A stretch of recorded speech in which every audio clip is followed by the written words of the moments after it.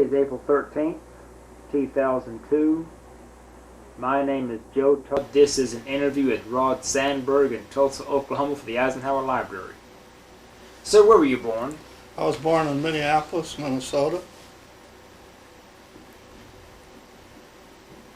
And when's your birthday? It's October 6, 1923. 1923. Who is your father? My father was Arthur Sandburg. He was a World War I veteran, fought in Europe. And your mother? My mother's name was Marie What was her maiden name? Rasmussen. She is a descendant of the King and Queen of Denmark. Did your father ever talk about what he did in World War I? No, No. I knew some of what he did. He was in the motor transport division in World War I, and he drove truck. He went to school to learn about repairing trucks, and so he became a truck driver when he got out of the service. Did you go through school in Minneapolis? Yes, And you graduated what year? I graduated in January of 1941. 1941. I'd like to ask, how did the Depression affect you and your family? Well, it was pretty rough on our family. My father lost his job in the middle of the Depression, and he lost his home. So we had to move out of the home we were in and into another home. And we had very little during the Depression. They were hard times for our family, very hard. People today wouldn't realize how bad things could be. Did you do any work in the CCC program? No, I wasn't old enough for that. Okay. When I was fortunate enough to get a job in a grocery store while I was going to high school, and when I graduated from high school, I continued in that job, clerking in a grocery store. In those days, people came in and ordered their groceries from a clerk, and the clerk went and picked them up off the shelves and around the store and put them up, and then helped carry them out to their cars. What was the name of the store? It's called C. Thomas Stores. C. Thomas Store. They're not in business anymore. Okay. And while there, a lady came in one day and asked me if I'd be interested in working in a shop. And I said, yes, I'd love to. I had taken woodworking in school. And she said, this is a machine shop, and my son is a foreman down there, and they'd like to have you go down and see him. So I went down there, and they put me right to work. So I worked in a machine shop, and I was working there when I went into the service. Do you remember September 1st, 1939? Germany invades Poland. I wouldn't know the exact date, but I remember when Germany went into Poland, yes. What was your reaction when you heard about this? I had no reaction because in those days what other countries did was not of really lot of interest to this country, but there were certain people in this country trying to make it important to this country, and they eventually did. So where were you on December 7th, 1941? December 7th, 1941, I was home. And I'd been out the night before, Saturday. I was out kind of late, and I came in and I was in my bedroom sleeping. When I woke up in the morning, I turned my radio on, and it was late. And they were telling how the Japs had struck Pearl Harbor. And I can remember that just like yesterday. What was your reaction? I thought, well, looks like I'll be going into the service. But I worked in a machine shop, and we had a contract with the federal government, and so I did get a deferment. But I wasn't happy with the deferment, and I wasn't happy with the money I was making, and I thought I could make more money in the Merchant Marines, so I went down and joined the Merchant Marines. And when my draft board found that out, they drafted me into the Marine Corps. So I was one of the very first draftees that ever was drafted into the Marine Corps. What was the name of the machine shop you were working? Jerry Products. Jerry Products? Jerry Product, J-A-R-I. Mm-hmm. It stood for J.K. Ronning Incorporated. Okay. And he had invented a lug wrench for big trucks that had a huge handle on it, and it was a shock wrench is what it was. And they had them in all the trucks in World War II. Is this what you were working on? That's one of the things we were making there. And of course they were making lawnmowers, power lawnmowers. They were in competition to Toro. So did you actually join the Merchant Marines? Yes, I joined the Merchant Marines, and incidentally I was called to the Merchant Marines. And I was called to report the day after I left for the Marine Corps. The next morning. I left on a Friday night, and Saturday's mail, there was a letter there for me to report to the Merchant Marines in New London, Connecticut. So the draft board was able to pull you out of Merchant Marines and draft you in the regular Marines then? Well, when the draft board drafted me into the Marines, I had no knowledge that they knew I had joined the Merchant Marines. And I got a letter telling me I should report down to the Federal Building in Minneapolis on this Friday morning. And in fact, it was the 29th of January, 1942. And I reported down there that morning and told me to bring along a toothbrush and change of clothes because I might be there overnight. And I thought, well, they're not going to keep me overnight in Minneapolis because I live here. So I didn't bring a toothbrush, or I didn't bring a change of clothes. And I reported down there at 7 o'clock in the morning. And about 2 o'clock in the afternoon, they told me that we were to come back at 6 o'clock because we were going to get on board a train for San Diego. So my mother was working downtown, and I went down to where she was working and told her that I got in the Marine Corps and that I was going to be leaving that night, and I didn't have any change of clothes or toothbrush or anything. So she took me to lunch, and then she went home and met me at the train that night with my suitcase and clothes.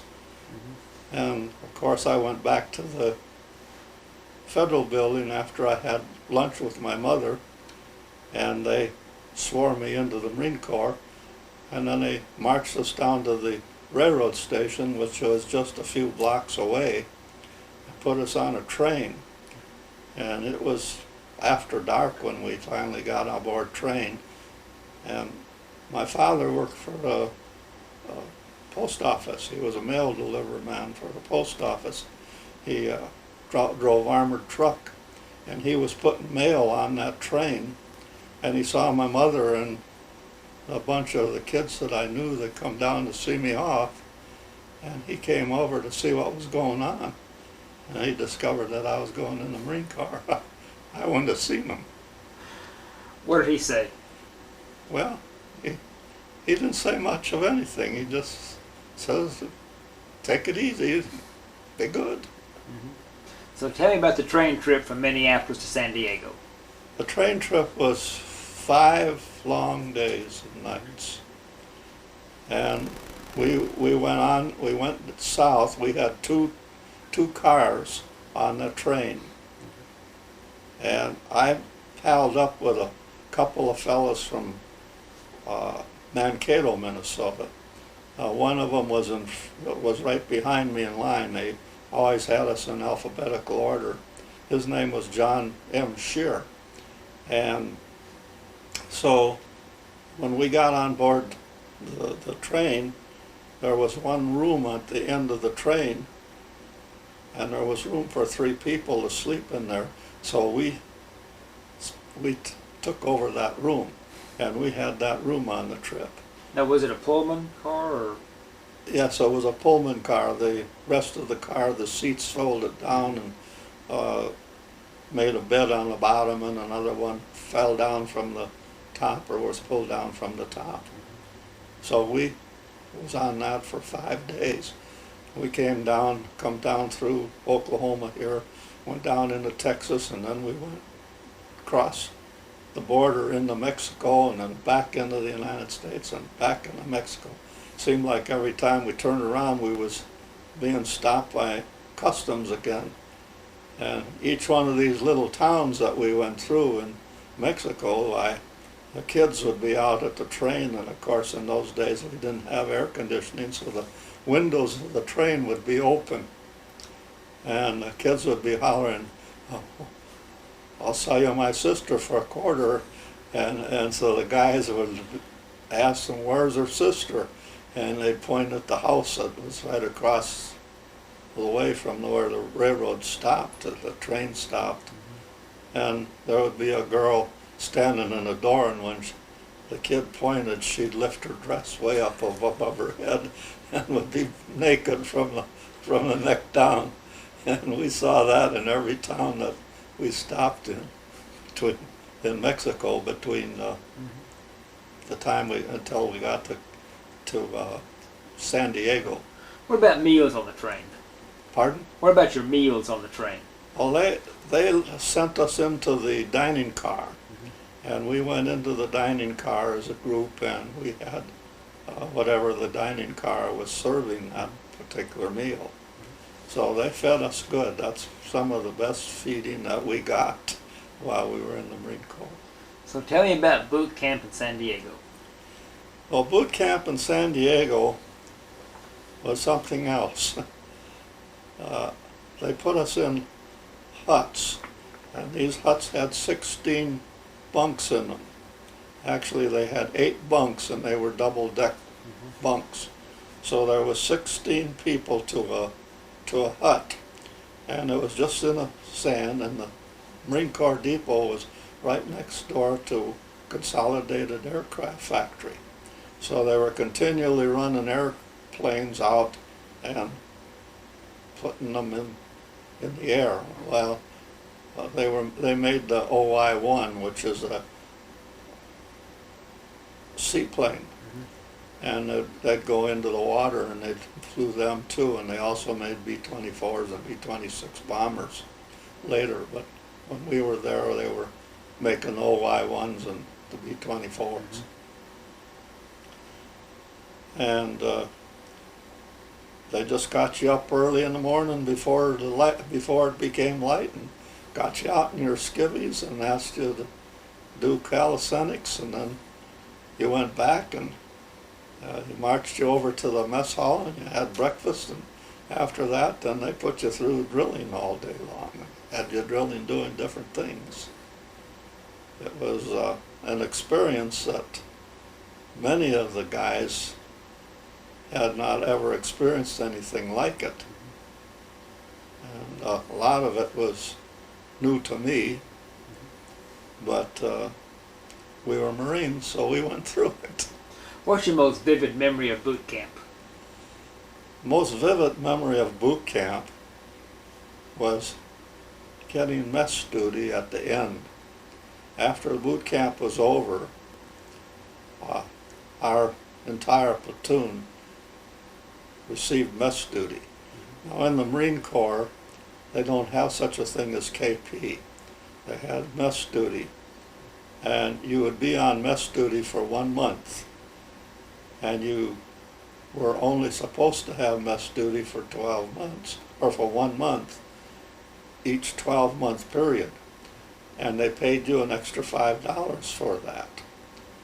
So we went into mess duty, but then we were allowed to go on liberty, which we hadn't been allowed to do when we were in boot camp. So that's my most vivid memory of boot camp. So were you on mess duty at the training camp there in San Diego? Yes, at San Diego and Marine Corps Base. they had mess halls, and we were put in the mess halls that they had. What were your duties on mess duty? First week or so, I had to stay in the hut and make all the beds in the hut and clean them up. And then the last couple of weeks on mess duty, I was a pot walloper, and that's where you had to scrub all the pots and pans clean. A lot of the fellas were put on as waiters in the mess hall, and they brought the various things to the tables that were needed on the table, like salt and pepper and sugar and extra coffee or milk or whatever they were drinking. But I didn't do any of that. I got the pot walloping. Any individual stand out in your memory from boot camp? Oh yes, I've got a very good friend in Minneapolis that he's one that went into service with me. His name is John Shearer, and we conversed. He just called me the other day, not too long ago, last week it was. And when I go up there and visit my family and my wife's family, she's from up there. She's from Wisconsin. When we go up there, why, I get together with John and we go have a dinner together. His wife passed away a while back. I was in the service with him from the time we were in boot camp until we got to New Zealand. We both went to artillery school in Camp Pendleton, which was just being built when we went there. In fact, the housing wasn't even painted yet. It was just raw lumber. Did you go to Camp Pendleton from San Diego? From San Diego, Okay. we went to Camp Pendleton. How far is that? I'm not sure, but I think it was around 60, 70 miles. It was up to Oceanside, California. How'd you travel there? We'd thumb rides on the lumber trucks, and the lumber trucks were coming down with the logs that would be 6, 8 foot across, and it'd only be one log, and we pile up on top of that log when the lumber truck stopped at a stop and go sign. Why, he'd say, "Get on, boys," and you'd go get on one of them trucks. So the Marines didn't give you transportation? Oh no, they only gave you transportation from your camp into the nearest town. But if you wanted to go anywhere, which there was nothing at Oceanside when we were in Camp Pendleton, we had to go up to L.A. or down to San Diego. And we didn't want to go to San Diego because there was too many service personnel there. There was no Navy base there, Marine base, so we would go up to Long Beach. And at Long Beach they had what they called the Pike. It was an amusement park. And if you've seen old-time movies, you have probably seen the roller coaster that was at that Pike, because there was one curve on there. You come down the hill, and when it made the curve, it looked like you were going to go out in the ocean, but it curved and brought you back to shore again. Actually, it was quite a ways from the ocean, but it looked like it when you were in it, that you were going in the ocean. And we'd go up there because there'd be girls coming from all over there, and they had money because they were working, and they would pay your way if you'd go on rides with them. So that's what we did, and I met some nice girls doing that. So you traveled from San Diego up to Camp Pendleton. The Marine Corps took us up to Camp Pendleton. Yeah, how did you travel with the Marines up to Right. Camp Pendleton? Right. How'd you travel? But once we were up there, when we had liberty, we had to travel on our own. Okay. But how'd you travel to Camp Pendleton? Were you on train, on trucks, or? No, we were on trucks. They On took trucks. us on trucks up to Okay. Camp Pendleton, because it was the same when they left Camp Pendleton. They put us on trucks. Okay. But no, we would take a ride with anybody and anyone we could. One time, Johnny and I went up to Long Beach, and Sunday night when we had to get back to camp, why, we started back, and a fellow stopped and said he was going to take the inland route. There was two routes. One route went to 101 highway, and the other one went inland. And so we'd never been that way, so we decided that's what we'd do.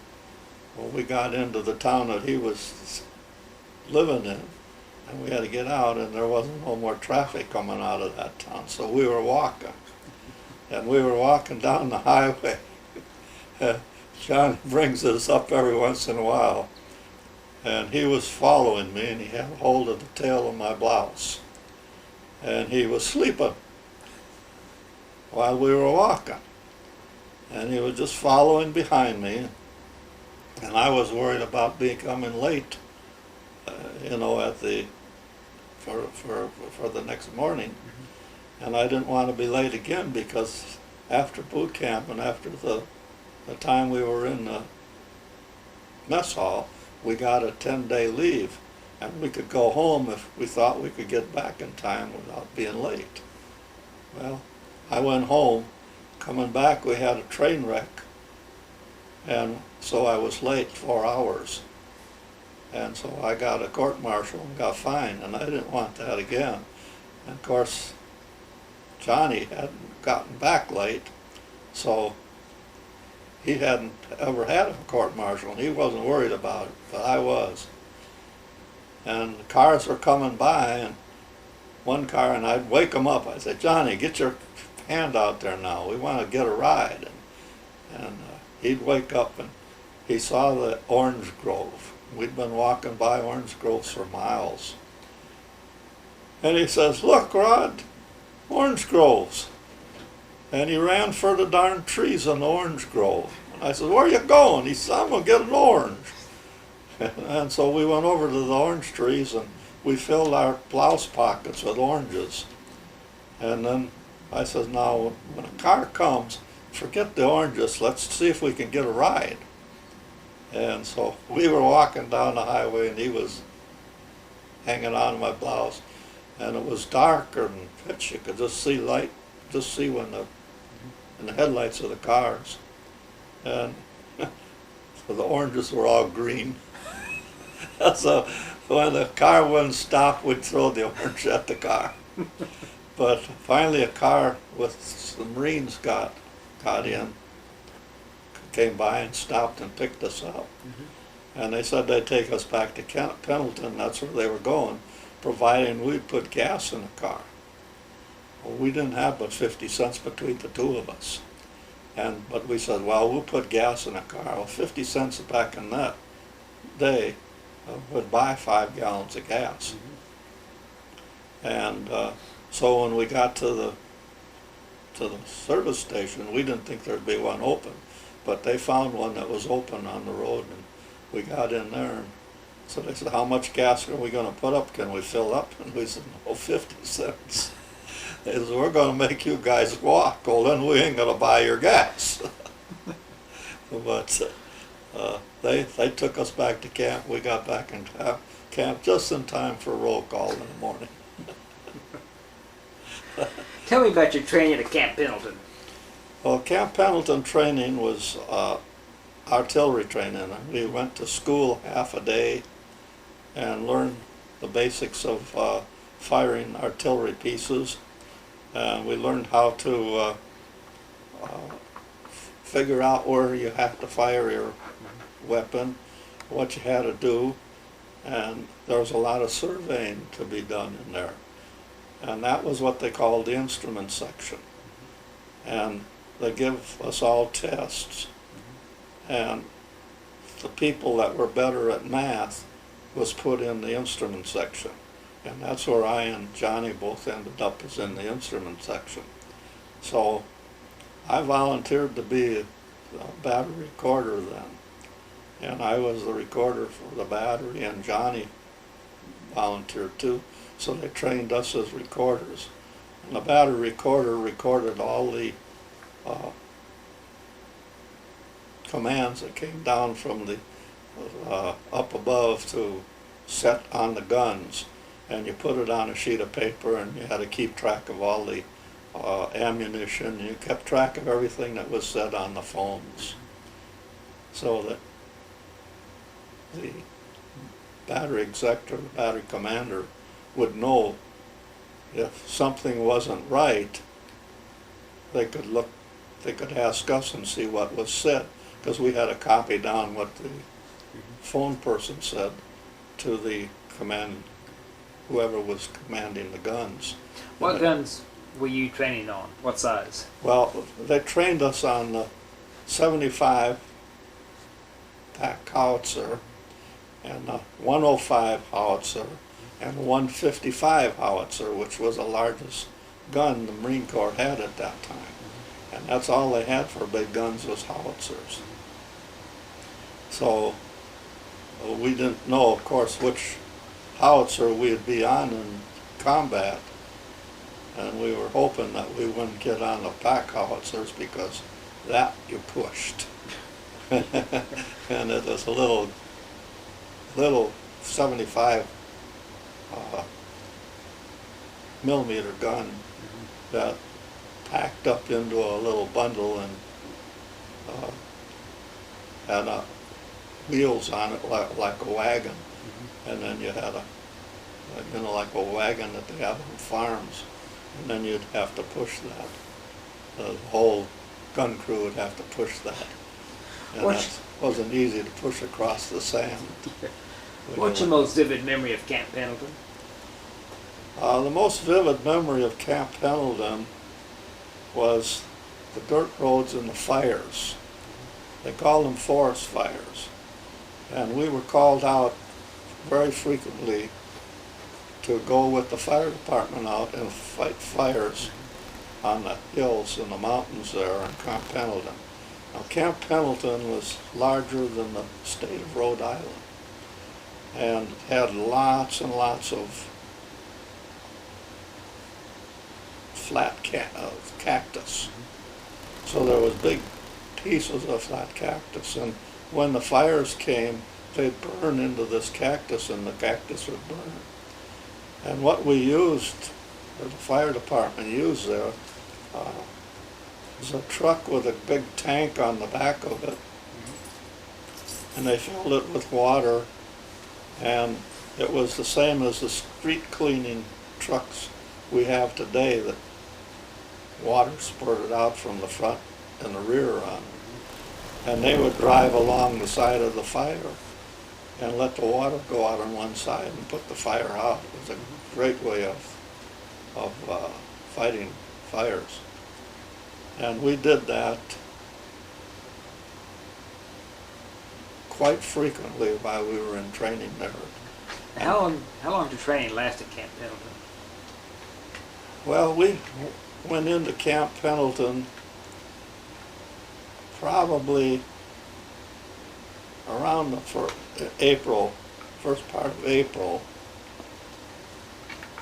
Maybe it was later than April.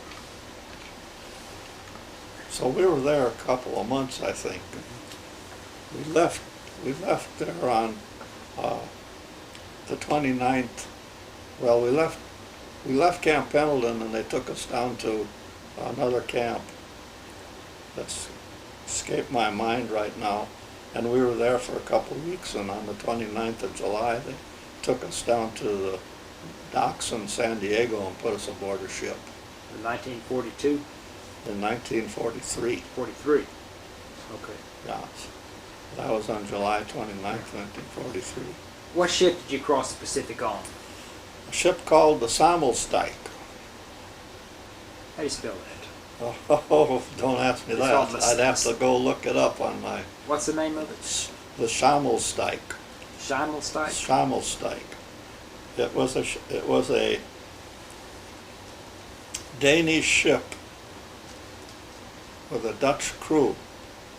The crew spoke only in Dutch, whatever their language is. Oh, Flemish or Dutch? Right. And from Holland.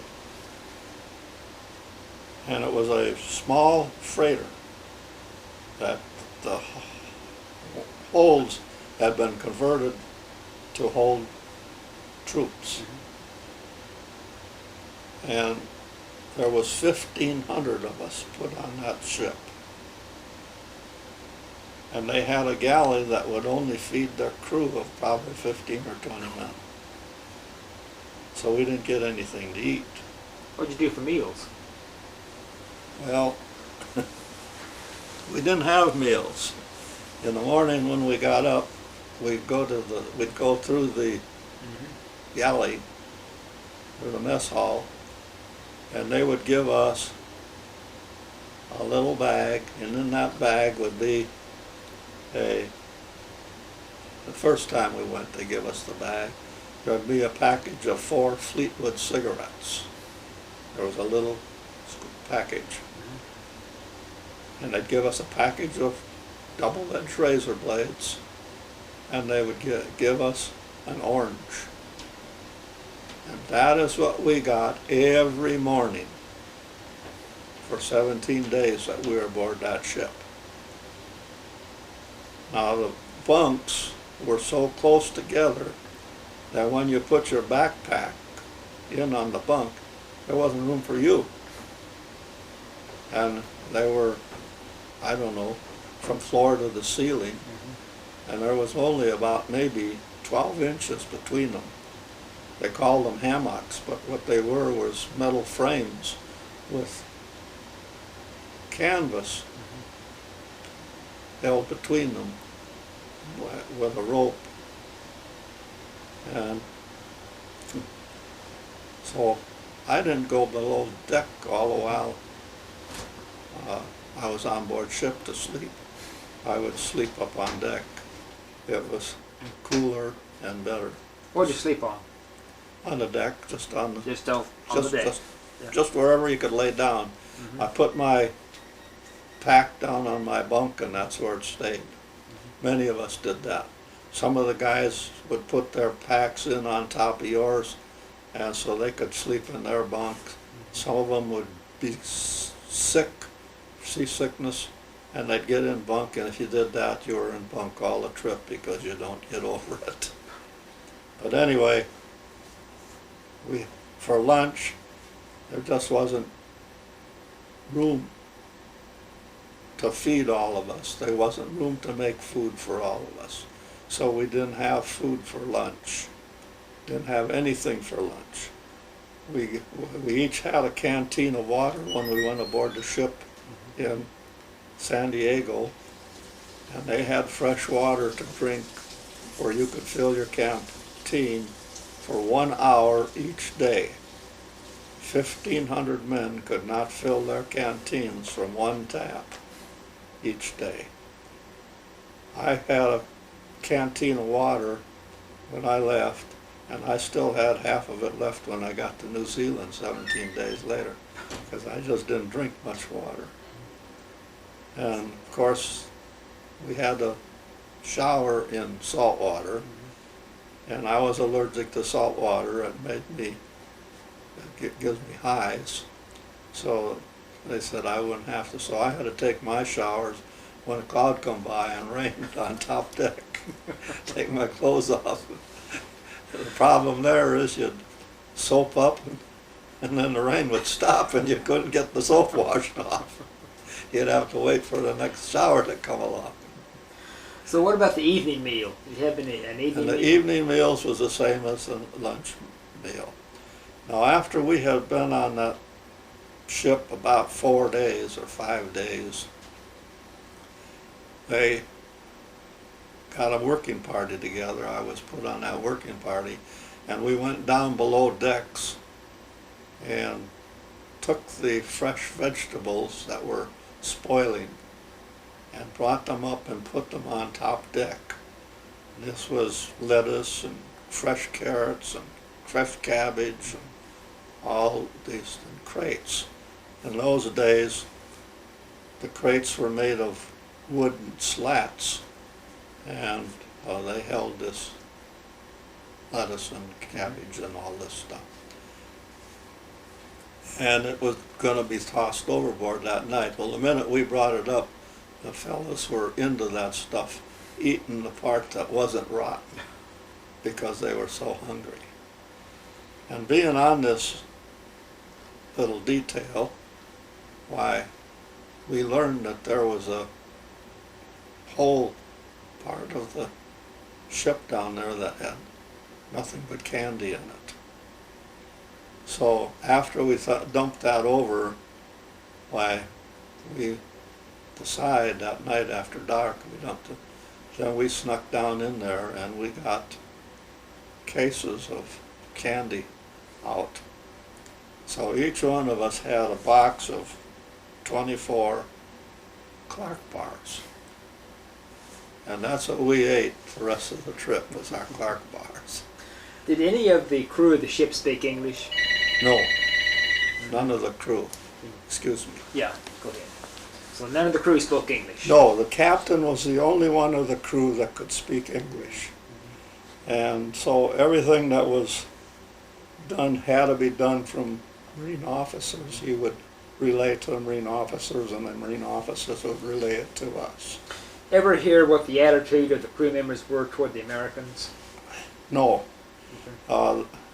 When we had general quarters, which we had every morning, just as the sun was rising, and every evening as the sun was going down, because that was the worst time to be on the ocean.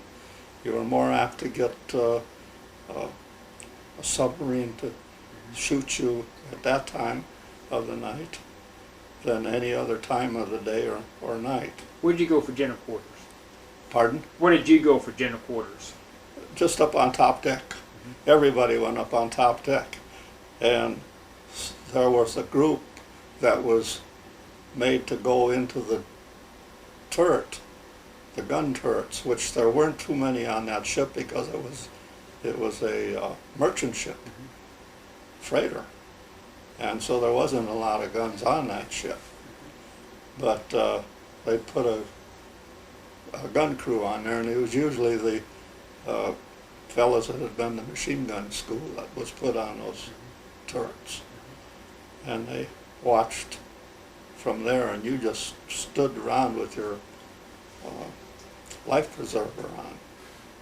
And we all preferred the life preserver that went around your waist, and when you got in the water, after you got in the water, you pushed a button and it blew up. And you didn't want to do it before, because if you got in the water upside down, you'd drown. So you had to wait until you got in the water and come back up.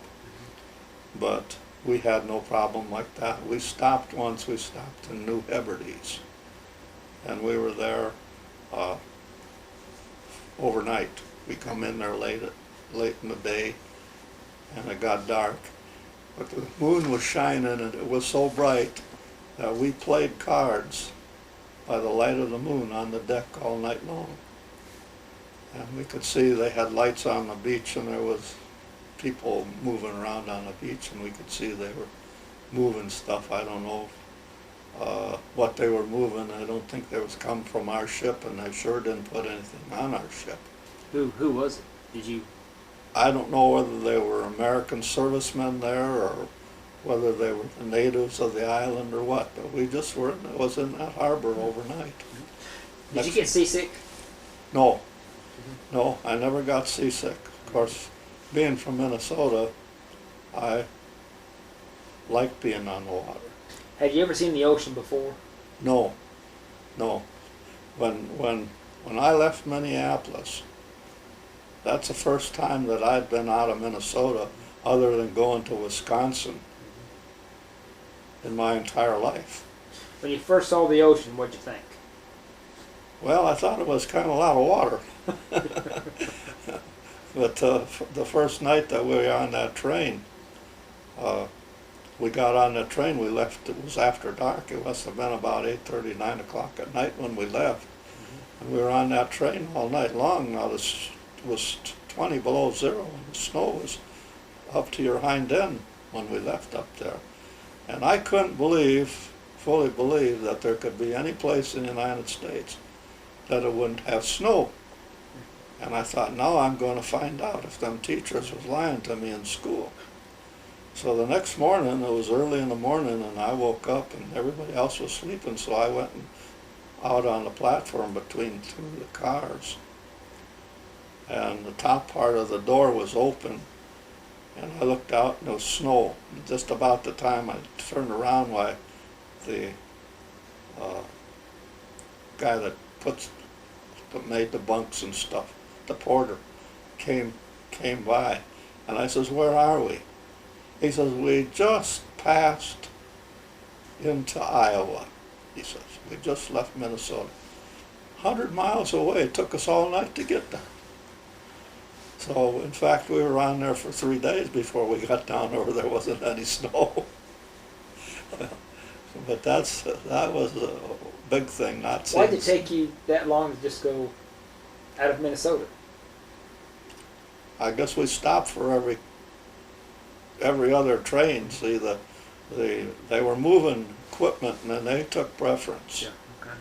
And then the troop trains took second preference, and then the civilians were the last.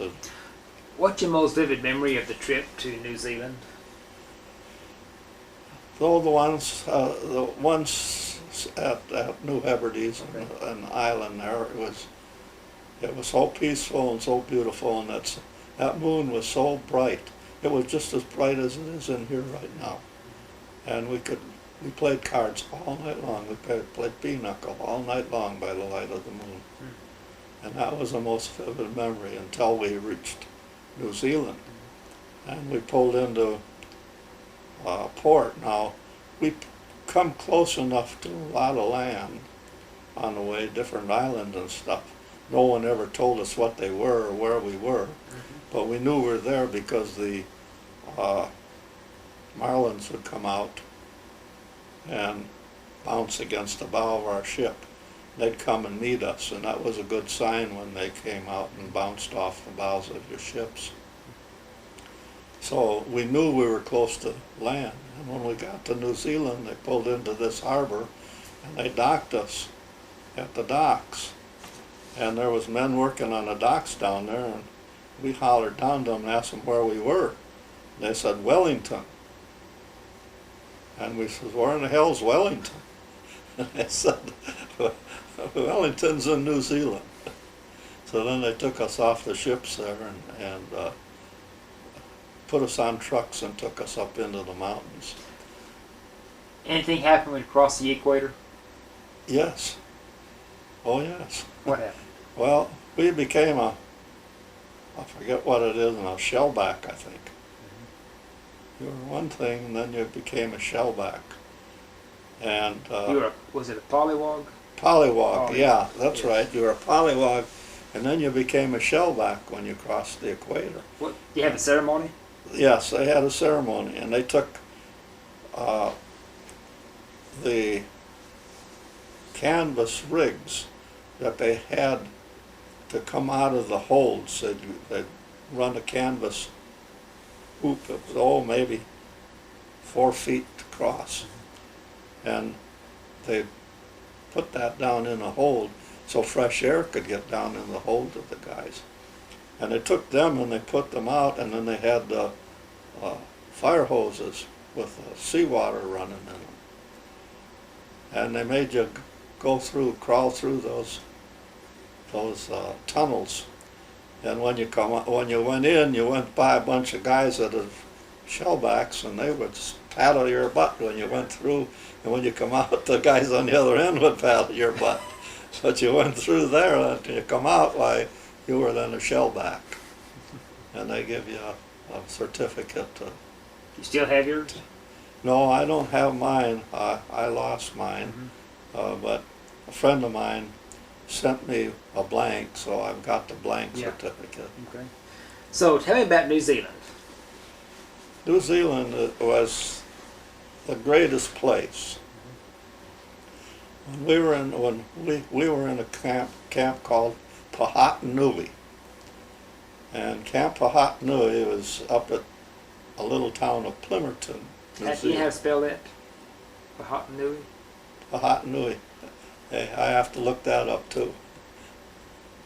And it was at the place called Plymouth? Plimmerton. Plimmerton. Mm-hmm. Plimmerton, Okay. Plimmerton, New Zealand. That was the closest. That was 4 miles from our camp. And Camp Hotnui was on the side of a mountain, and it was on a farm. And the farm was a dairy farm. So every morning, early in the morning, way before the sun come up, the farmer and his son would deliver milk to the mess halls. Now, this was camp was built for the New Zealand Army, but the New Zealand Army wasn't there. They were over fighting in Africa, I think. Mm-hmm. So we were put on that island to be there in case the Japs decided they wanted to try to land there. Mm-hmm. And so we moved into their camp. And their camps were made different than our camps. They had little huts in there that would hold four little cots. Mm-hmm. But our battery had tents, and we were on the very end of all the things at the edge of the camp. Mm-hmm. And we had tents, and each tent had 8 cots in it. But being in the instrument section and being a recorder, I went in with the recorders. There was just 3 of us in our tent. But New Zealand was, oh man, it was beautiful there. What was the reaction of the New Zealanders toward the Americans? The New Zealanders love Americans. To this day, in 1993, my wife and I went back over there for our 50th year reunion of landing in New Zealand. And they treated us like we were kings and queens. We couldn't go anywhere that they didn't feed us. They have clubs there. They had clubs there that, like our American Legion and VFW, and every town had one. And every town we went into, we were invited into that club. And they fed us beer, and they fed us food, whatever we wanted. And the New Zealand men that weren't there when we were there, they would question us about taking out their women. Were you the first Americans to land in New Zealand? Pardon? Were you the first Americans to land in New Zealand? No, we were some of the first. Okay. Guadalcanal was being fought at that time, and half of the 2nd Marine Division went to Guadalcanal, and the other half went to New Zealand. I was going to ask, which unit were you assigned to? I was in the half that went to New Zealand. I was in a replacement group that went to New Zealand instead of to. So you were the 2nd Marine Division? 2nd Marine Division. What company and regiment were you in? I was in the 10th Regiment, and I was in H Battery, 10th Marines. 2nd Marine Division. 2nd Marine Division, yeah. Okay. And how long did you stay in New Zealand? We were there until November. I'm not sure what day. I'd have to look it up in my records. What day we left New Zealand. But we left New Zealand and went to Tarawa. How'd you travel? By ship.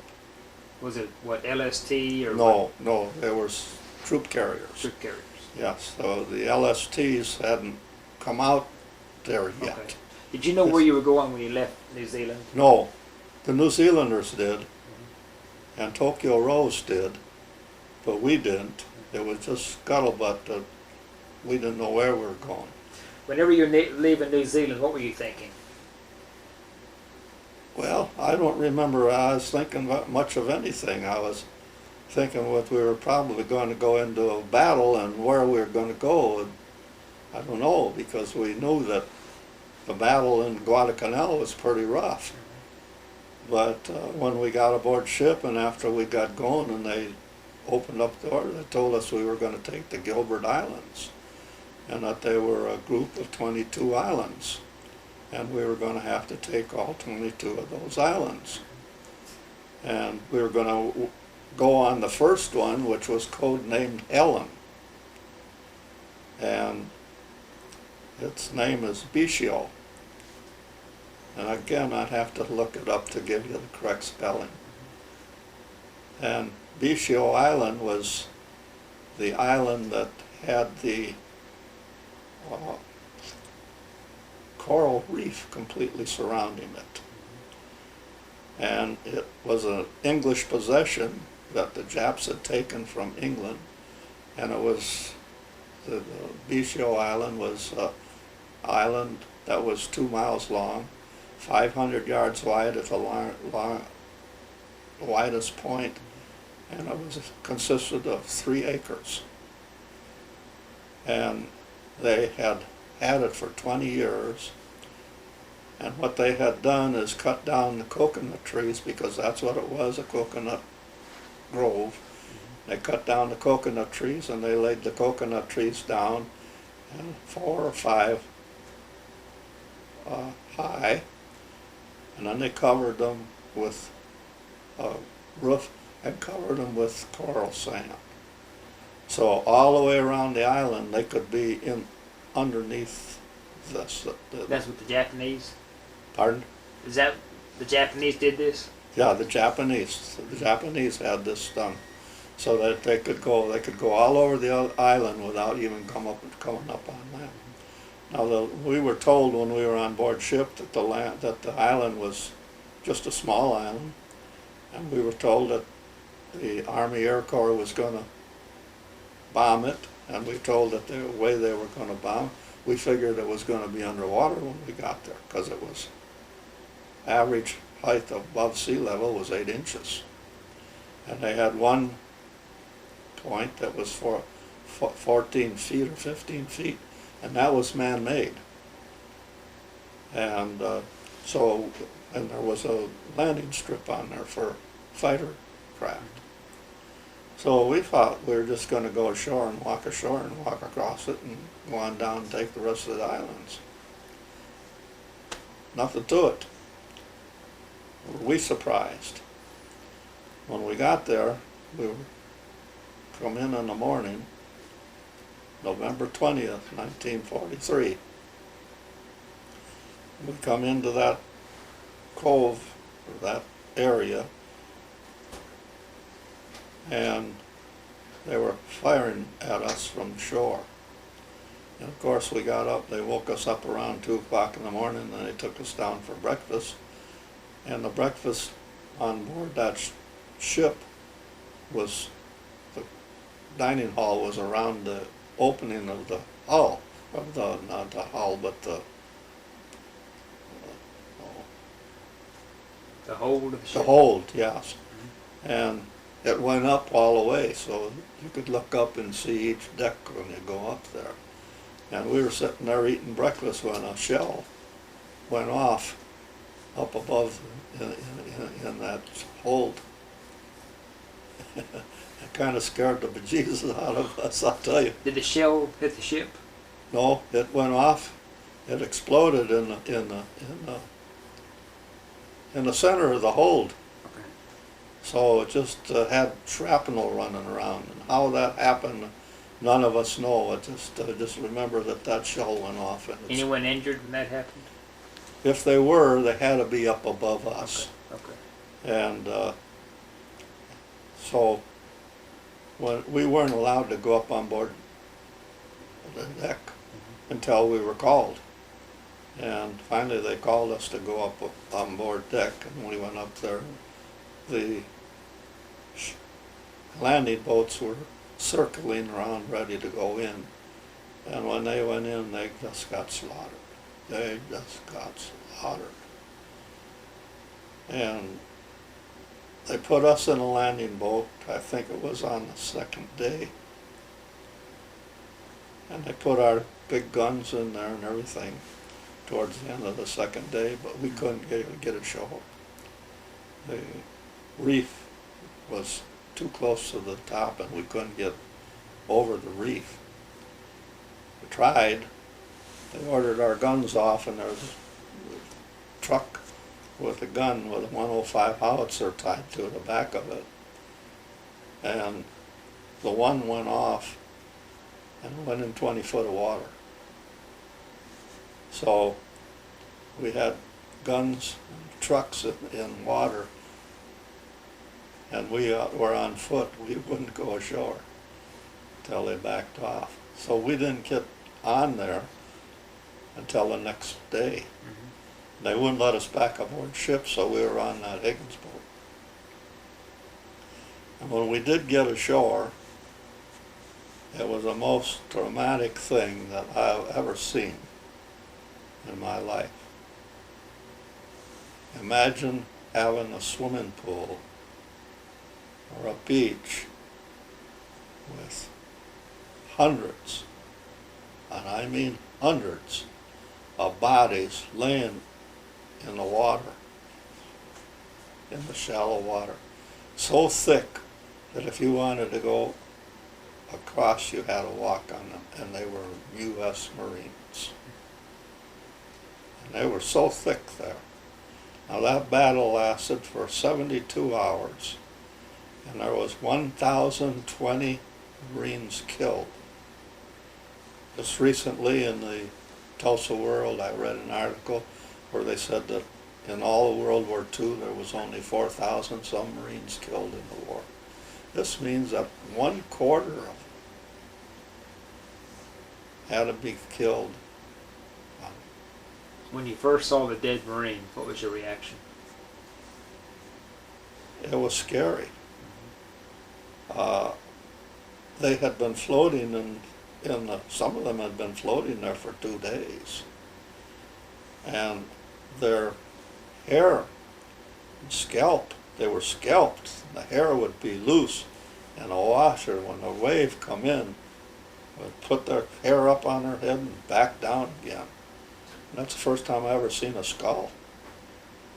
And I'll never forget seeing those skulls like that laying there in that water, and having to walk on those guys in order to get in the shore. It was something that you can't put out of your mind. When you got ashore, had the island been taken? No. Okay. No. You okay? Yeah. What did you do on the island? Well, we got in there so late. See, it wasn't long after we got in there that it was. Excuse me. You were going to tell me what you did on the island. Well, when we got ashore on Tarawa, it wasn't but a few hours. Now, was this Bishio or Tarawa or Bishio? Tarawa is Bishio. Oh, it is. Okay. Right. That is the island. That is Tarawa. Okay. And today they call it Tarawa. Yeah. But we call it Tarawa. Why the two names, Tarawa and Bishio? Why the two names? Well, the Bishio was the Japanese name for them. Okay. And we called it Tarawa. Actually, we called it Helen. It was codenamed Helen.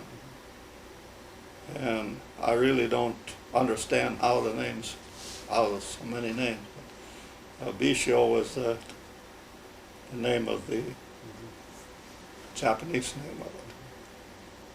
So tell me what you did. We got there so late that day, and of course we didn't have any guns because they were in the water, and they were in the ocean. So they got crews together and went out and got those guns in. That's the first thing they did. How'd they get them in? Well, they had to dive in and hook them up, and then they had a tank pull them up, I think. I don't know because I wasn't with them when they did that. We were taken down to the end of the island, and that end of the island had two guns that had been confiscated from Singapore and by the Japs, and they had set them up on the end of the island to battle any ships that might come in. They were big guns, and that's where the man-made hills were, because they were put up on top of a building, a concrete building, and the concrete building was covered with coral sand.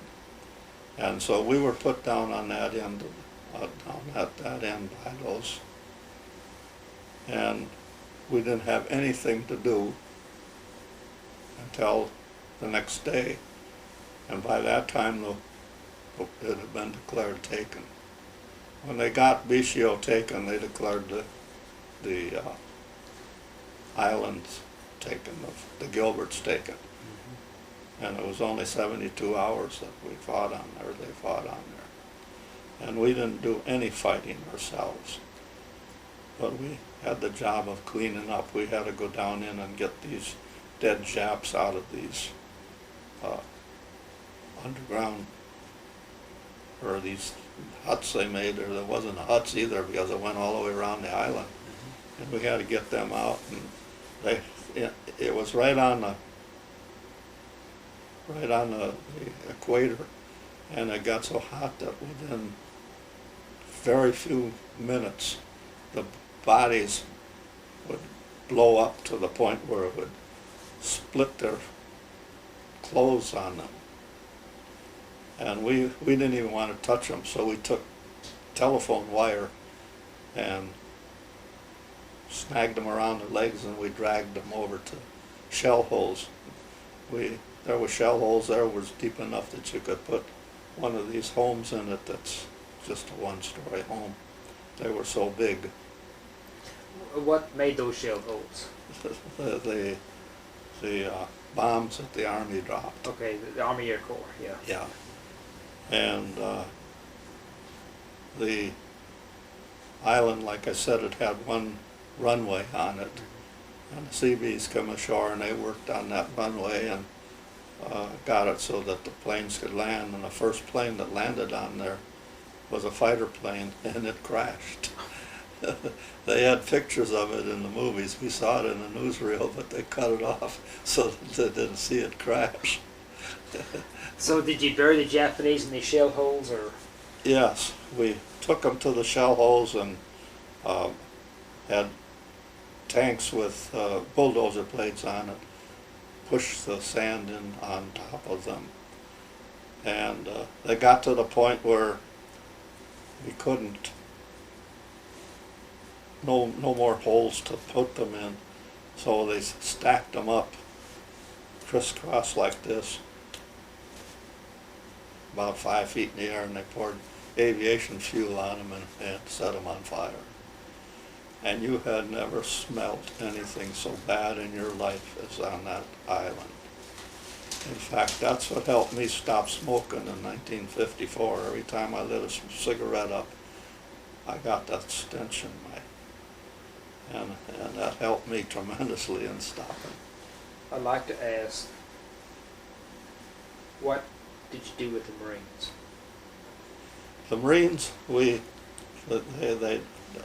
delivered, they made holes, they made holes in there, and we laid them side by side down on those holes.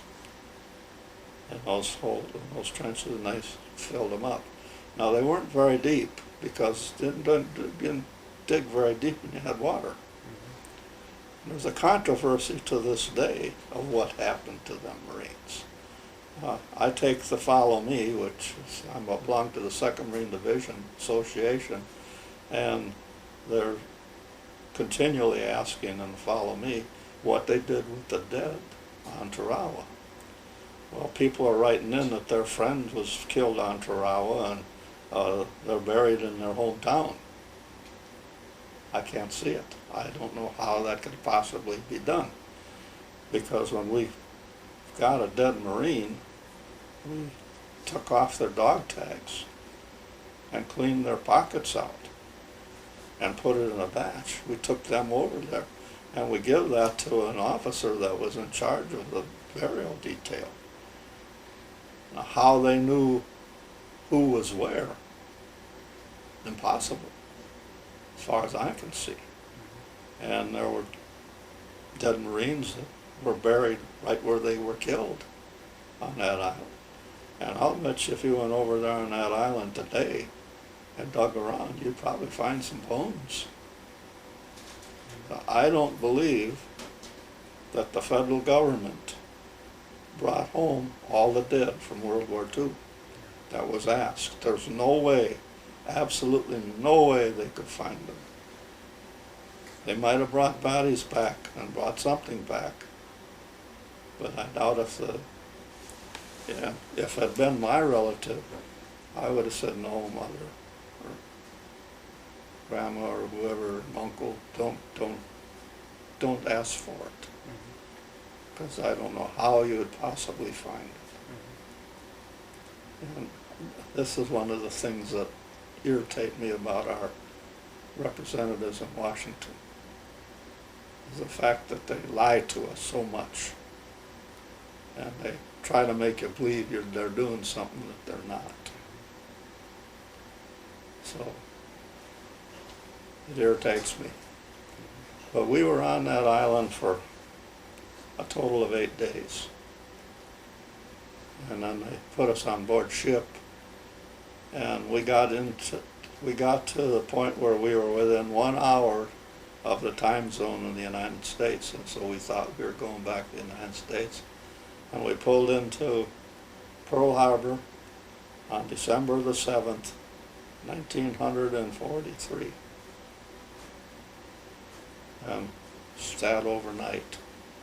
We didn't have liberty, but a bunch of the Marines jumped ship, and they went into town, and they had a curfew in town, and the bars were closed around 4 o'clock in the afternoon, and the Marines didn't like that, and they weren't going to leave, and they had fights, and I understand there was something like 7 bartenders killed that night.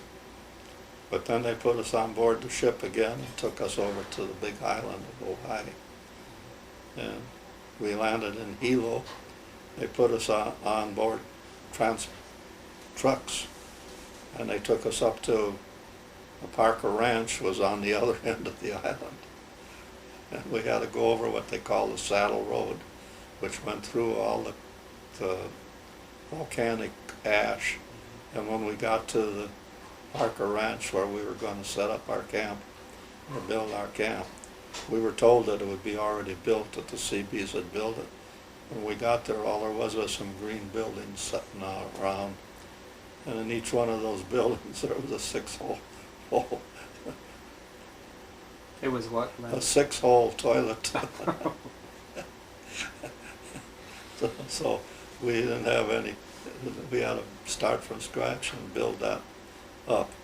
And we called that Camp Tarawa, and we had a newspaper called Tarawa Bumtiye in that camp.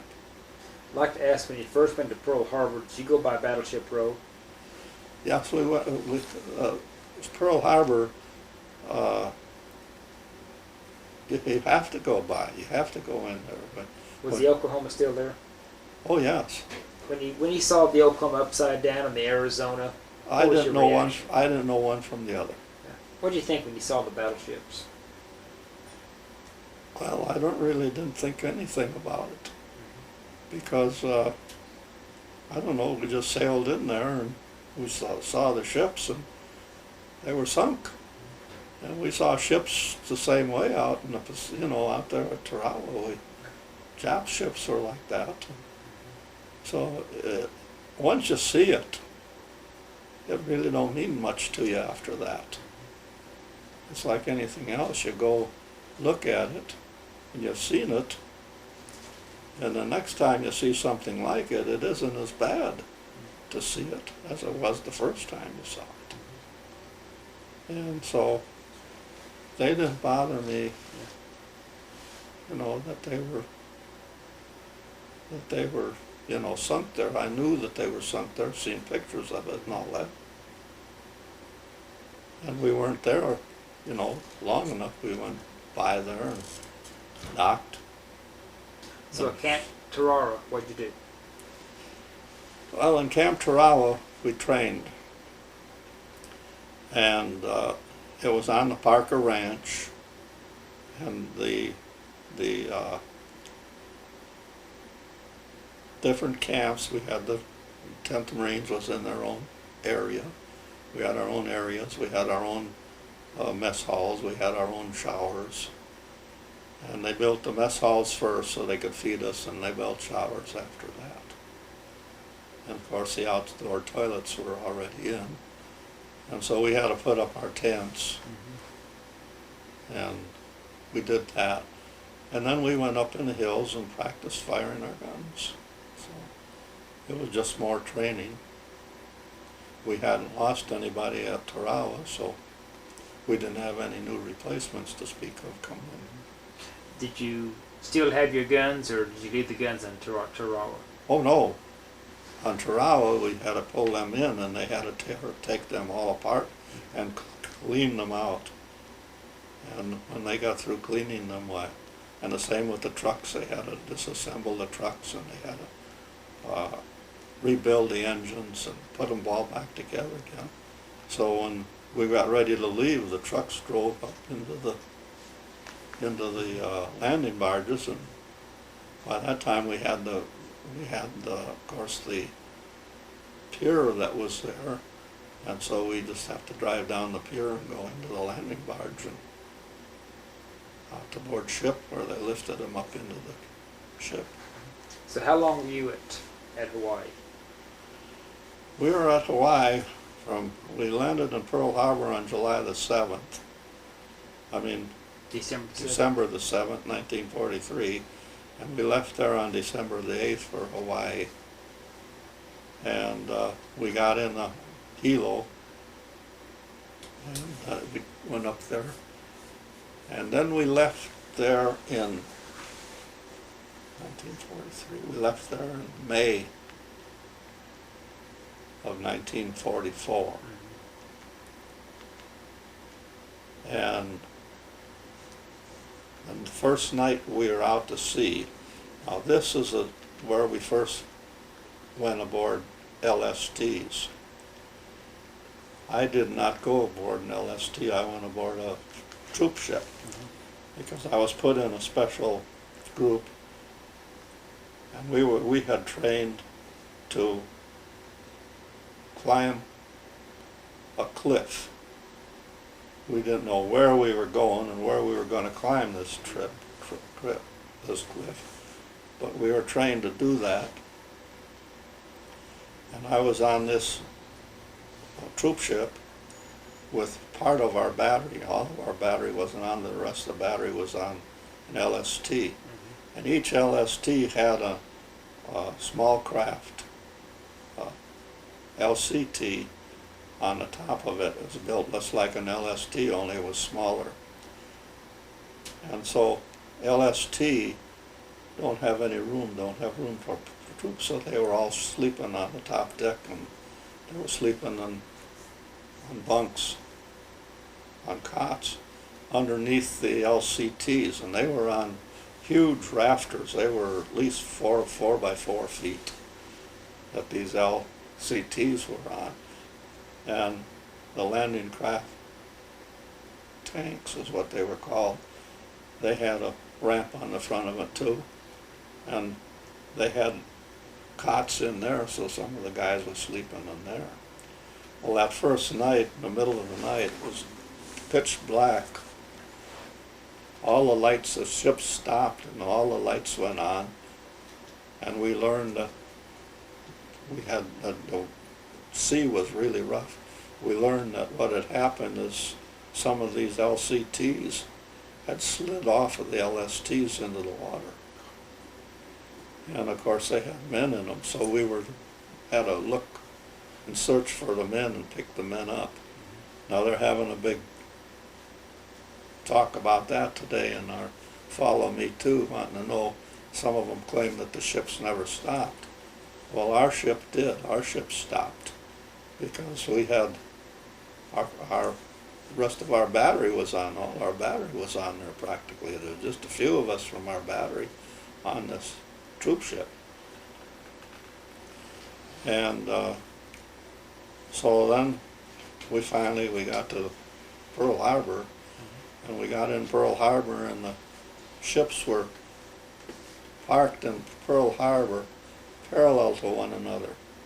First one by the dock, and then another one. So if you wanted to go ashore, you had to walk across every ship that was between you and shore. And I think if I remember right, we were number 13 ship out. And one afternoon, I think it was in the afternoon anyway, one day, we had a big explosion. An LST blew up. Before it was through, 7 of them had blown up. And things were floating around in the water there, papers and things that had been on these LSTs were floating around. The people in the hospital in Aiya Heights told me when I got back there later on in the war that they had more people come into that hospital from that day than they did on December 7th, 1941. What hospital was that? Aiya Heights. Aiya Heights. Yeah, Aiya Heights in Honolulu, outside of Honolulu. It's not a hospital anymore. They've changed it, but it was then. What caused that ship to blow up, do you know? That's another controversy. Some say it was sabotage and some say it wasn't. Nobody seems to know what caused it to blow up. But anyway, 7 of them blew up. 7 LSTs blew up. So that delayed us some. Now I've written all this down. I have all this written down. But then some that I've said some. And I kind of checked it over when I knew you were coming. So that to get refresh in my memory. So how long before you left Hawaii then after the LSTs blew up? Well, we left Pearl Harbor then. We couldn't get out because there was too many ships in the harbor when the LSTs blew up. And they had to get the fires out. And finally we got underway again. And when we got underway, we were told that we were going to go to Saipan. What's the date? When you leave Hawaii? That I'd have to look on That's fine. the record again. But we left Hawaii and we went to Anahuac, where those of us that were in our battery on board ship were going to transfer to submarines.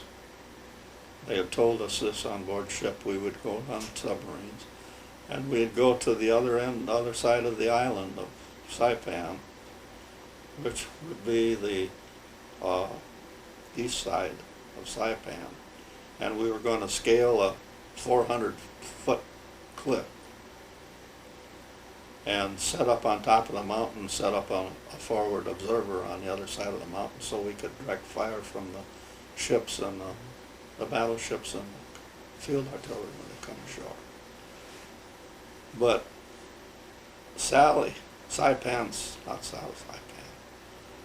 Tokyo Rose got on the radio and told us that they knew what we were up to. Now this happened a lot. She told where we were going and when we were going to be there and all that stuff. How did she know? Any idea? The same way that everybody in the world knows today what's going on except the people. Why? Why? If they keep you busy on something, thinking something other than what's happening, you're not going to worry and you're not going to try to stop them. So was there leaks with the military, the government, that leaked all this information out, or what? Well, I have my theory, but I don't have any proof of it. And that is, I believe that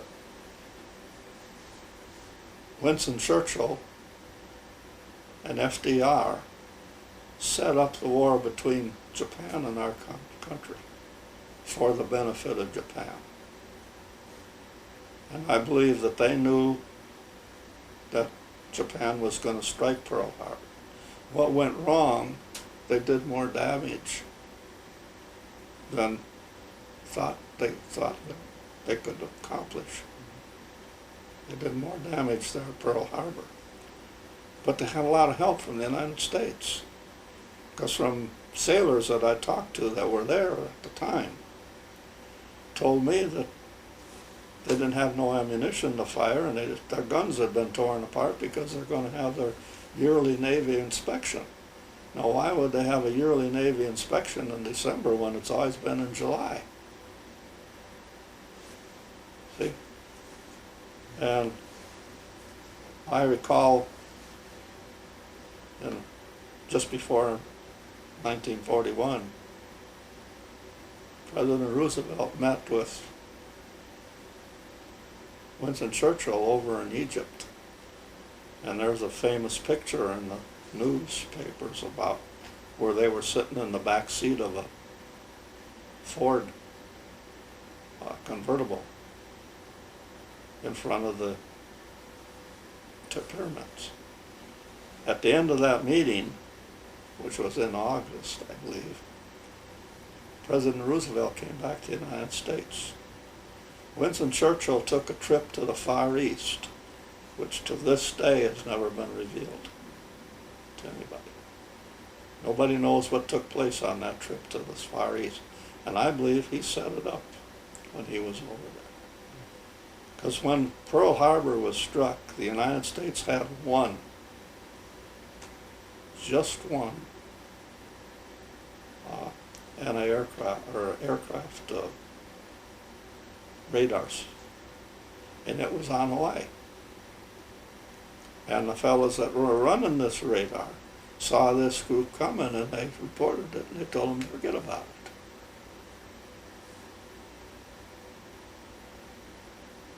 So,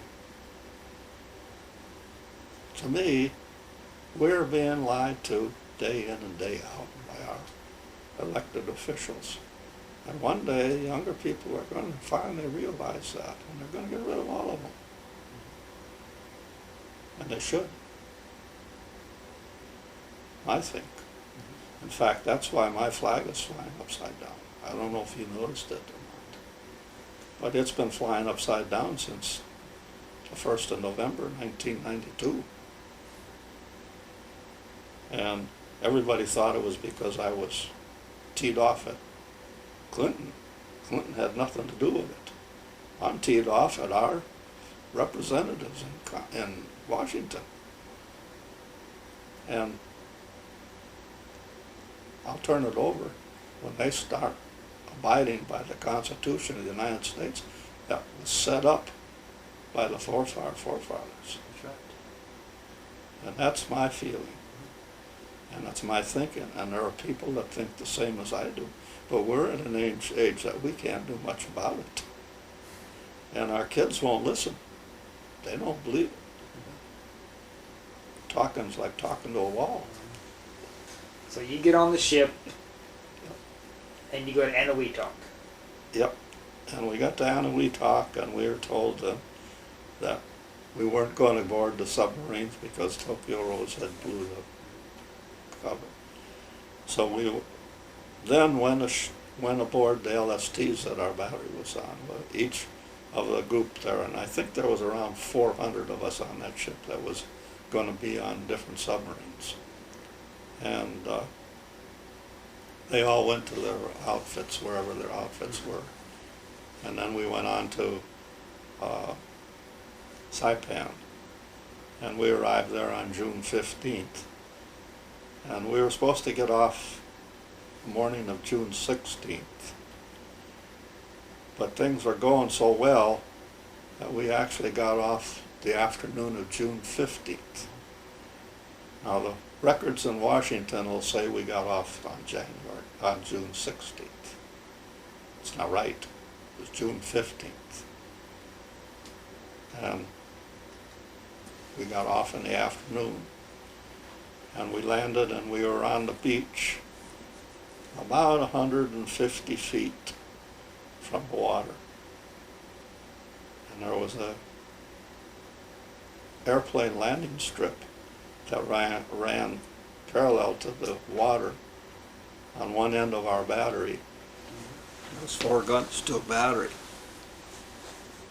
And the beach was about, like I say, about 150 feet from our number 4 gun. It was the closest to the beach. And that's where we were the first night. And there was a big shell hole there, and we used that as the exec pit. And they fired in our guns, and we were in this shell hole, and we had been told that there was a big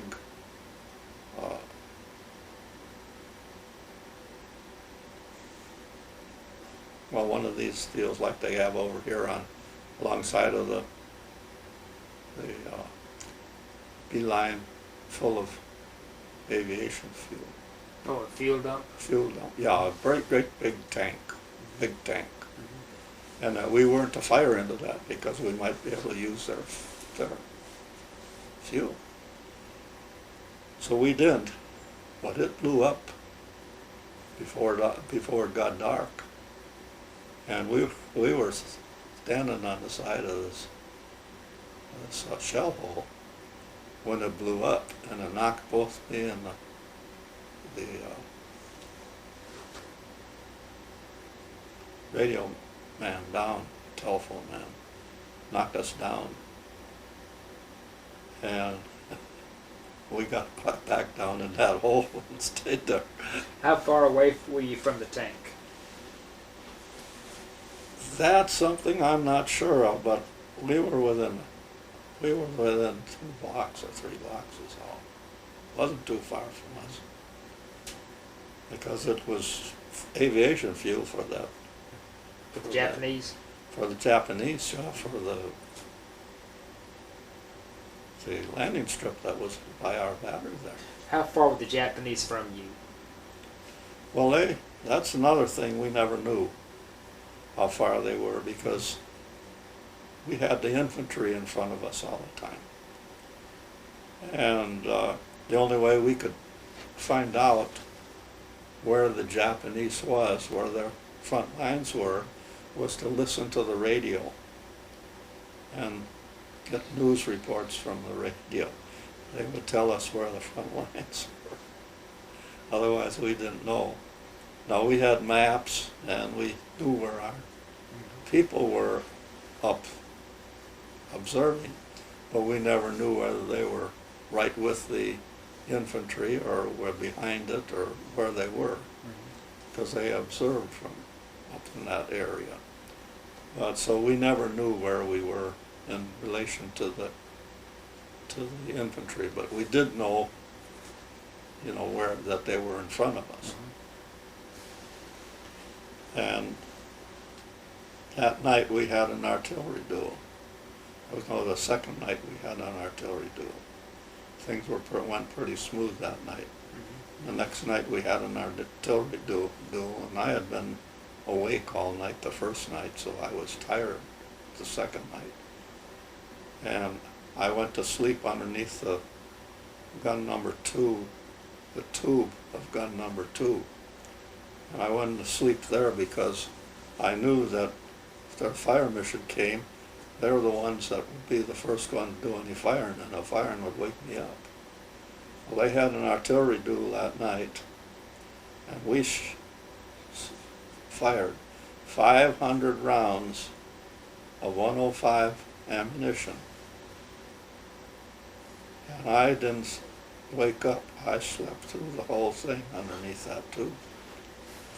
And they fired so fast and furious that they had to lower the tubes of the gun and pour seawater down them to cool them off so they wouldn't destroy the guns by firing. How many rounds of 105 could you fire per minute?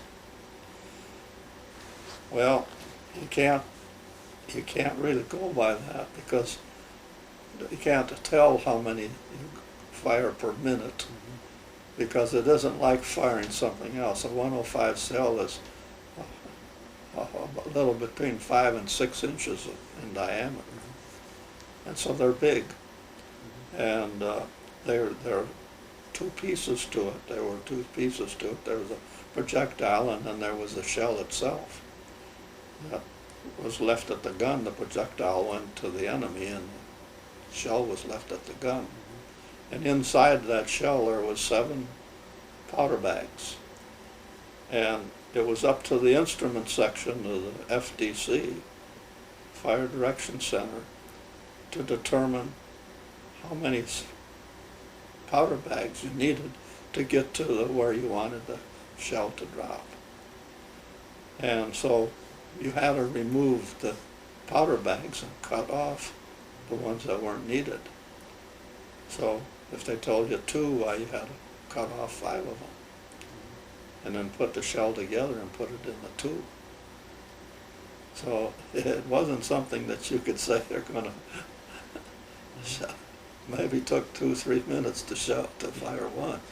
How many men in a crew of a 105? Well, I'm not sure. In our battery there was approximately 225 men. And that was the machine gunners, the radio men, radio and telephone men, the truck drivers that drove the trucks, the instrument section, and each gun section. And I would say there was probably, I don't know, I really don't know. How many guns did you have in your section? 4. 4 guns. 4 guns to a battery. Okay. And there were 200 some men in your battery? 225 men in the battery. So how long did Saipan last? It lasted from June 15th, 1944 to July 9th, 1944. What's your most vivid memory of Saipan? Most vivid memory of Saipan was being involved in the last counterattack of Saipan. On July 5th, 1944, the Marine Corps was relieved of duty. They didn't have to fire anymore. Didn't have to fight anymore. And the Army was given the job, the 27th Army Division was given the job of cleaning the balance of the island up. And it wasn't very, very far to the end of the island. But we were requested, our battalion was requested to be in direct support of the Army for field artillery. And we were told, I was told personally by our XO, which is a battery exec, that they had requested us because we were the only unit in the Marine Corps and the Army that hadn't put shells in our own men. And so they requested us.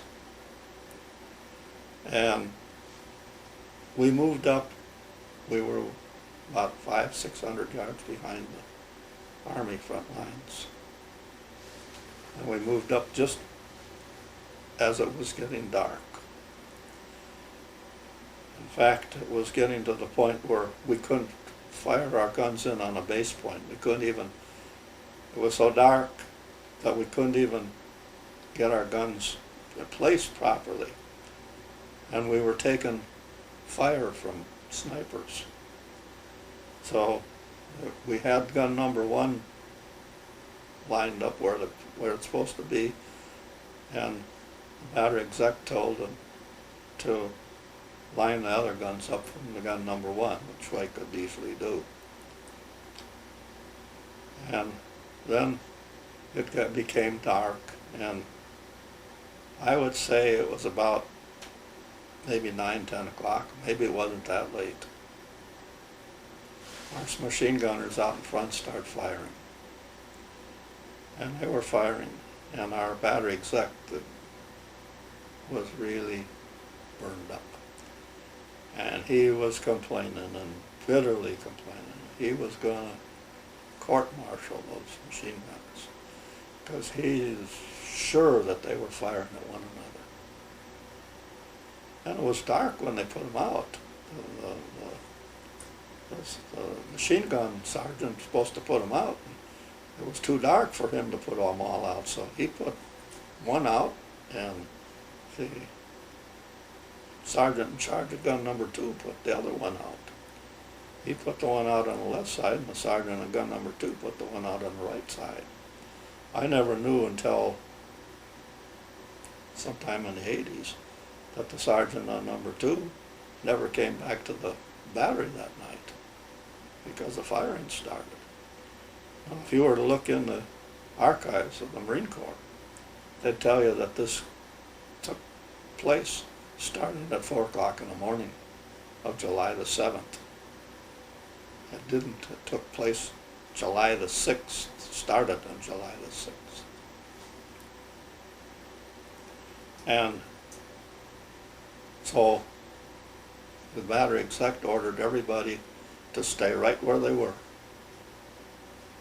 Even if they weren't at their own gun, they were to stay there that night, wherever they were, and not move, because our line went out to the machine gunners and we didn't know what was going on. And he was afraid that if they sent anybody out to check the line, the telephone line, why, they'd get shot by the machine gunners. And he didn't want that happening, so I was in the exec pit. The platoon sergeant was in the exec pit. The radio man was in the, telephone man was in the exec pit. And Lieutenant Hofstadter, our executive officer, was in the exec. And we were there all night long. And we listened to Lieutenant Hofstadter complain all night about them firing, because they were firing off and on all night long. It was about 4 o'clock in the morning. It was just starting to get light when my replacement came to the exec pit to replace me. His name was Larson, Eugene Larson. We called him Swede Larson.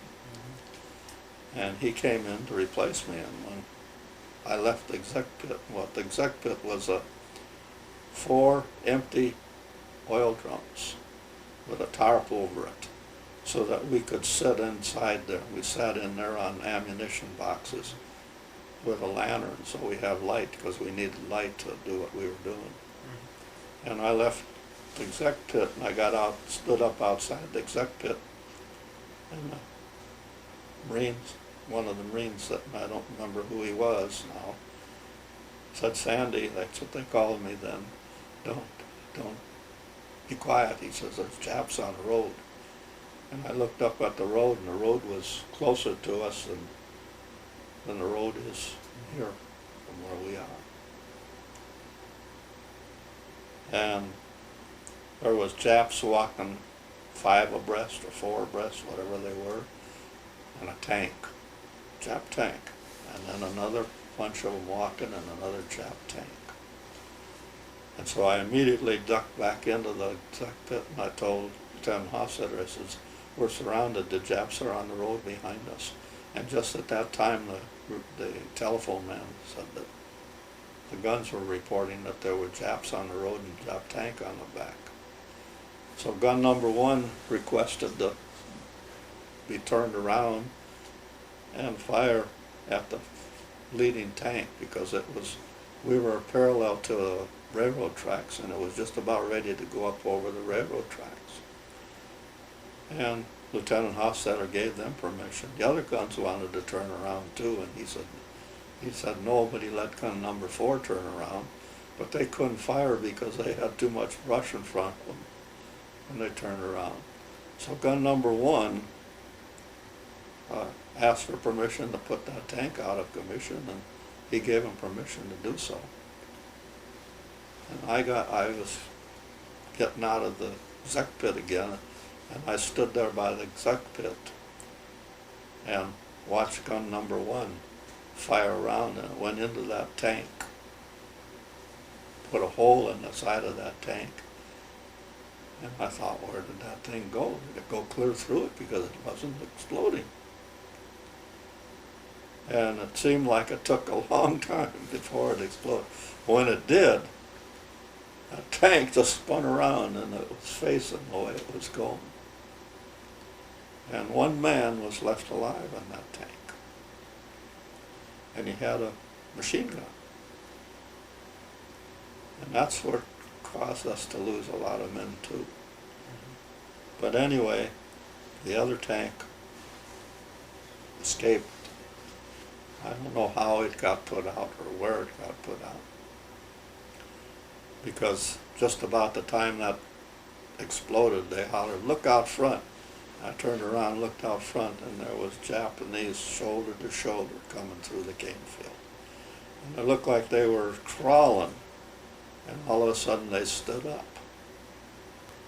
And so that was reported, and they gave them the guns permission to fire at will. And so they were firing at the Japs coming across that cornfield, not cornfield, sugarcane field. It was about a 3-acre field, I'd estimate. And we were firing with charge 7 at them. And we were firing smoke shells, and we were firing armored piercing. We were firing anything we could get out of the boxes and get into the tube of the gun as fast as we could. And we had to finally took the guns down so that when we fired the round, the round would hit the ground and then bounce up in the air and explode. And we lost a lot of our guys that day with our own ammunition. The explosions were so close, and when we first started, it was estimated that we were setting at 0.4 of a second. And nobody can say one way or the other, but they blew up. It was published in the Time magazine and in the Life magazine in those days that we were setting the fuses at 0.4 of a section. And the Army artillery officers that teach artillery was saying that couldn't be done. But, and I have a article in the other room there that states how we were, and it says that there was 5,000 Japs coming at us. We were told at the time that there was 6,000.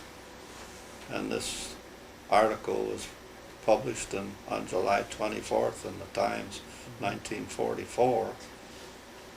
When you first saw the Japanese coming, what were you thinking? I was thinking, holy cripes. And then when we started firing with our big guns at them, and they were jumping around and they were holding their butts because we had smoke cells, and that's phosphorus and it burns.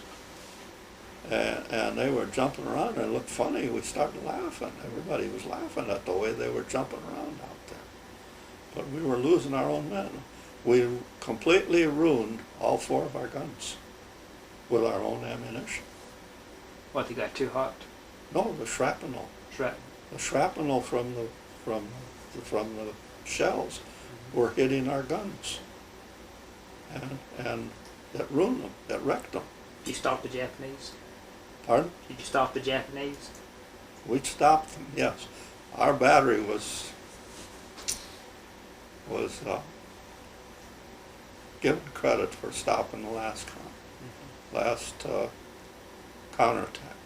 In fact, our battalion was. We got the Navy commendation for it. We lost 75% of our men that day. 75 of them were killed on the spot. And we were then told to, every man for himself, to leave the area. So our only choice was to go either into the Japs this way or go across the road into the Japs behind us. And that guy in the turret of that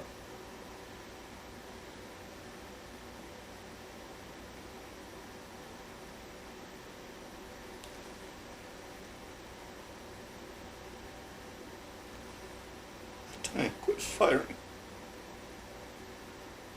And he'd fire from right to left,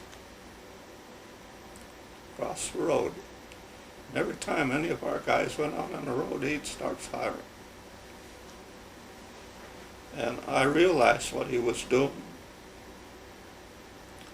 And I come up to and there was trees there, and I was behind this tree. There was a fellow by the name of Eric Johnson, lived in California. And he says, "Come on, Sandy, let's go." And I said, "No, wait a minute." He says, "The hell with you, I'm going." And he ran out there, and the machine gun started up, and he went down. He was dead. And so that's when I run after he went down, and I got across the road. And when I got across the road, I seen our guys going through some bushes, heading towards the ocean. And so I got in line, and I was going to go that way too, and I heard Lieutenant Hofstetter say, "Sandburg, that you?" And I turned around, and I said, "Yes, sir." And he said, "What do you say we stop the guys here, and we set up and get all the wounded we can here and take care of them until we can get some help in?" And I said, "Okay." Now he was an old-time Marine. He was in Nicaragua. So I'd follow him anywhere. But most of the guys in our battery didn't like him because he was tough, but he was fair. And so I stayed there, and we got the men together. And we finally had about 40 wounded men there. And I couldn't count 10 guys that were protecting them. And we didn't have any ammunition. When I come out of the exec pit, I stuck my carbine up against the tree and helped on the gun number 2, which was right alongside of the exec pit, and was helping them put shells in the case. And the corporal that was in charge of the gun, because the sergeant that normally was in charge wasn't there. And Franczek, his name was Leonard Franczek, was in charge. And he got hit in the foot and the heel. And so I was trying to get his shoe off for him so we could put some sulfa on his wound. And we got orders to every man for himself. And he says, "Sandy, get the hell out of here." And I said, "No, I want to help you." He says, "Get out of here." He says, "That's an order." Well, he was a corporal and I was a PFC, so I said, "Okay." And I went and grabbed my rifle, but the clip was gone. I had a clip, but I didn't have only two rounds of ammunition in my pocket. And I told him, I said, "Oh, no use taking my rifle," I said, "because I don't have any ammunition for it." And he said, "Well, take that one." I think it was his rifle. And so I took that rifle, and when I went across the road. And then we stayed there across the road until sometime after lunchtime, just what time it was, I don't know, we heard tanks down at the beach. And so I asked the Lieutenant Hofstetter if I could try to make it down to that beach and see if I could get one of them tanks up to our position. And he told me yes, I could. Well, by this time, we had killed Japs and we had taken their rifles. So I had a Japanese rifle that I was firing back at the Japs. And each Jap that we fired on, we waited until they got close enough so we could get their rifle and their ammunition. And every one of them that I took a rifle off of, none of them had a round in the chamber. Before they could fire, they would have to go like this and put a round in the chamber to fire. It's a bolt action then. Yeah, and they didn't have much ammunition on them either, so they were low on ammunition. But they came at us with knives tied to sticks and bayonets tied to sticks. And we were firing at their own weapons at them, kill them. So Lieutenant Hofstetter says, if you don't go with that Japanese rifle, some American will think you're a Jap and kill you. He says, take a carbine. I said, I got no ammunition for a carbine. So he made everybody there dig out their ammunition, and he got a clip full of ammunition for me. And I took a carbine and I headed down to the beach. And I got down to the crossroad. The road went down and another road went alongside the beach. I got down there and there was a tank in a hole there. And there was a wounded soldier there. And he asked me if I had any water, and I said no. But there was a can of water on the tank, so I got the water off the tank for him. And so he'd have some water. He told me to be careful, there was a sniper in a tree over there. So the tanks came up and they stopped, and I pounded on the side of one of them and nothing happened. So I fired a round into the side of the tank. And the next thing, the turret come around and I'm looking at that 75 millimeter right down the barrel of it. And I took my helmet off, and Lieutenant Hofstetter told me, he said, take your helmet off so that they know that you're not a Jap, because my hair was really blonde. And so I took my helmet off, and then the top opened up on the tank, and the guy asked me what I wanted, and I said, I've got 40 wounded guys down here, and I says, we need help. We've got some machine guns that we can't get to, and we don't have any ammunition if we could get to. We don't have anything to fire at them. We don't have any hand grenades. So he said, just a minute. He come back up and he said, we got a fire mission, gotta go, and off he went. So I came back to the battery then, and I told them, I says, they wouldn't come. They got a fire mission and took off. There was 3 tanks, and all 3 took off. And he says, well, did you get a message out? And I said, no, there wasn't time for that. He says, do you think you can get back there again? And I said, yes, I believe so. Made it once, I ought to be able to make it again. And he says, well, if you can get a hold of them, get them to send a message, and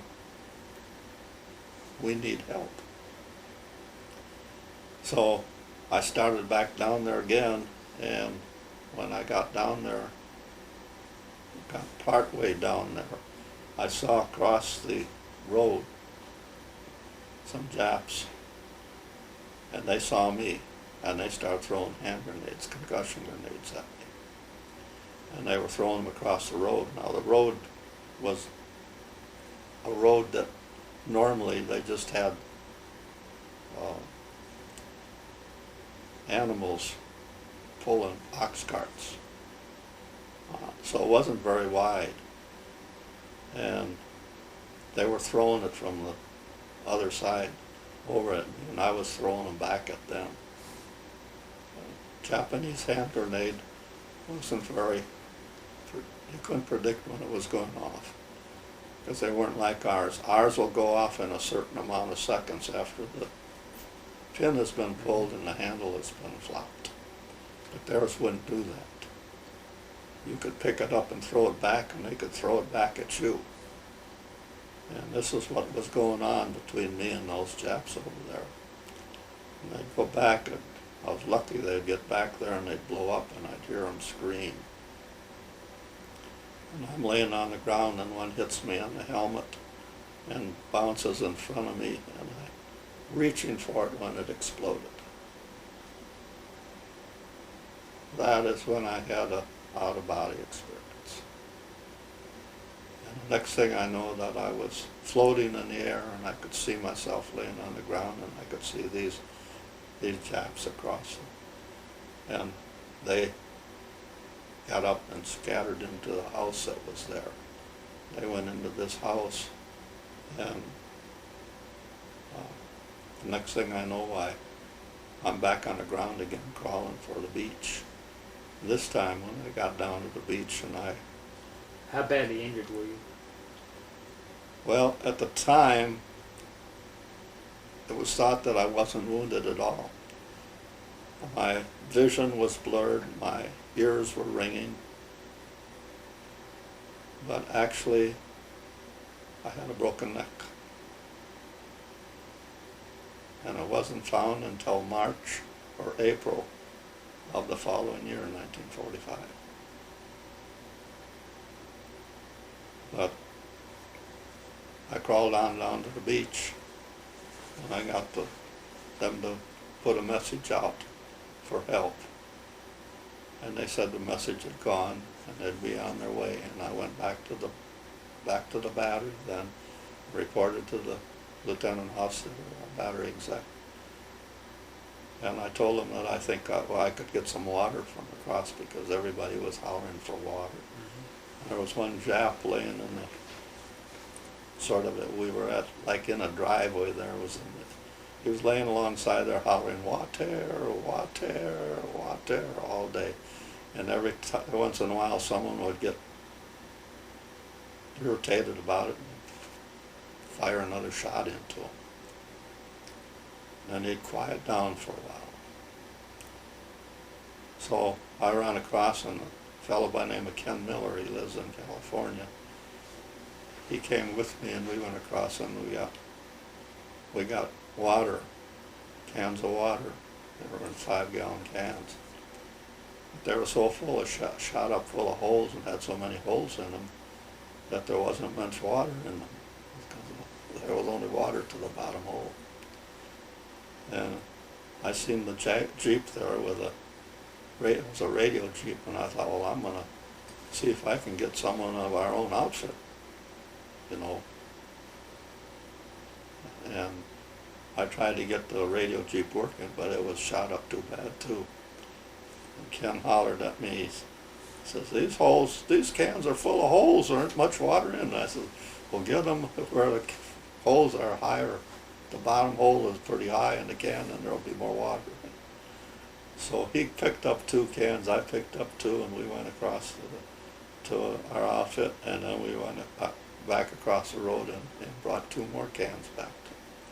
Then Lieutenant Hofstetter said, do you think you can make it to headquarters, 10th Marine headquarters, regimental headquarters? And I said, well, I can try. And he says, would you be willing to do that? And I says, yes. He says, you don't have to go. And I says, well, I'd like to get out of here, and I think these guys would too. I said, so I'll go. So I headed out. I come onto a tent, and I looked in, there were some Marines outside of the tent. I looked in, and there was a doctor working on a Marine in there. And he said, what do you want? And I said, we need a corpsman. I says, we've got 40 guys over in H Battery, and I said, we no corpsmen. Our corpsmen were both killed early this morning. He says, get the hell out of here, can't you see we're working? And so I got out of there then, and I went over the railroad tracks, and I got on the other side of the railroad tracks, and there was a road following alongside the railroad tracks. And a Jeep came along, and it was our officer in charge of our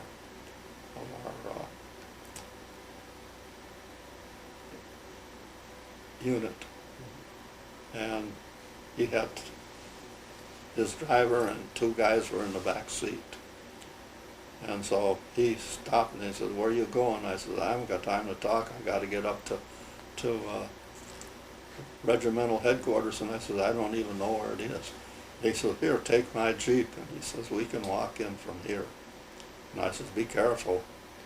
And he says, okay. And I got in the Jeep and we went up to the regimental headquarters where I met with the commanding officer up there. And I told him that we needed all the ambulances and vehicles that they could get up there because we had some 40 wounded just in H battery. And I said, I don't know about the other two batteries.